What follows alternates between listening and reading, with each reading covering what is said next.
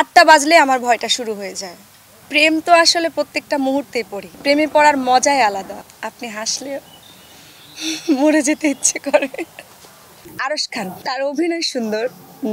এখনকার জেনারেশনের মধ্যে তাকে আমার বেশি বেশি পছন্দ। ক্যাশ বলতে পারে, তার অভিনয়, তার অ্যাটিটিউড, তার লুকিং, তার কথা বলার ধরন, তার তাকানো, সব কিছু। না, তার সাথে আমার দেখা হয়নি, কখনো কথাও হয়নি। আপনাকে খুব ভালো লাগে, আপনি হাসলে মরে যেতে ইচ্ছে করে। প্রেম তো আসলে প্রত্যেকটা মুহূর্তে পড়ি। এই যে আপনি এত সুন্দর করে কথা বলছেন, আপনার প্রেমেও পড়ে গেছি। এই যে চারপাশে এত সুন্দর জঙ্গল, গাছপালা, লতাপাতা, আমি সব কিছুরই প্রেমে পড়ি। প্রত্যেকটা মুহূর্তে আমি প্রেমকে সাথে নিয়ে থাকি। প্রেমে পড়ার মজাই আলাদা। প্রেমে পড়লে এই যে উপরে বিমানের শব্দ যাচ্ছে, ওরকম আকাশে উঠতে ইচ্ছে করে ডানা মেলে।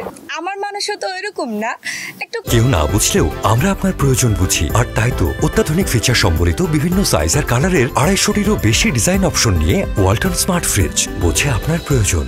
ক্রাশ ব্যাপার আছে একজন। আসলে আমি তো কাজ করতে খুব ভালোবাসি।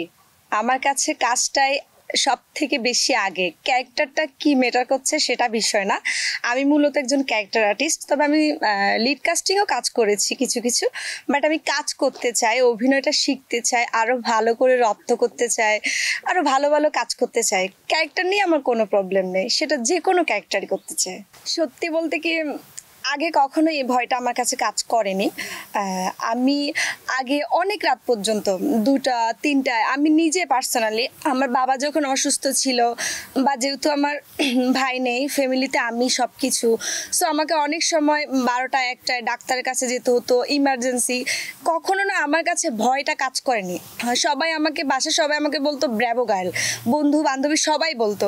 কিন্তু ইদানিং আপনিও জানেন যে পরিস্থিতি খুবই খারাপ যাচ্ছে, সবার সাথে এরকম ঘটছে বিদায় আমার ভয়টা কাজ করতেছে। আমি সত্যি প্রচণ্ড ভয় পাই। 8টা বাজলে আমার ভয়টা শুরু হয়ে যায়। আমি নাটকে আরও ভালো কাজ করতে চাই, ছোট পর্দায় একটা ভালো জায়গায় যেতে চাই। আমি আমার জায়গায় সেরা, আমি প্রিয়াঙ্কা প্রিয়া, আমি আমার জায়গায় সেরা। আমি আমারটা দিয়ে আমার দর্শককে আমার প্রতি যাতে ভালো লাগা কাজ করে, আমি আমারটা দিয়ে চেষ্টা করব। আমি চেষ্টা করে যাব। আমি ভালো করতে পারবো কি না সেটা জানি না, তবে আমি চেষ্টা করে যাব, আশা করি আমি পারবো। নাটক ইন্ডাস্ট্রিতে আমার কাছের মানুষ, এখানে আসলে পেকআপের পরে কাছের মানুষ কেউ থাকে না। পেকআপের আগে সবাই কাছের মানুষ, সো সবাই কাছের মানুষ। তবে হ্যাঁ, আপনি আমাকে এটা প্রশ্ন করতে পারেন যে আপনার পছন্দের আর্টিস্ট কারা, এতটুকু বলতে পারি।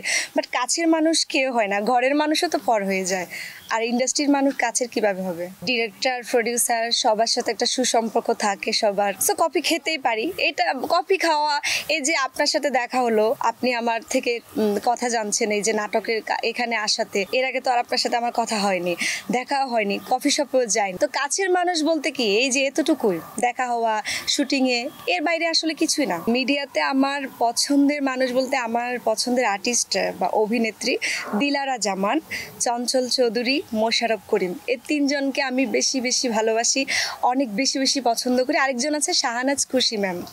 এই 4জন মানুষ।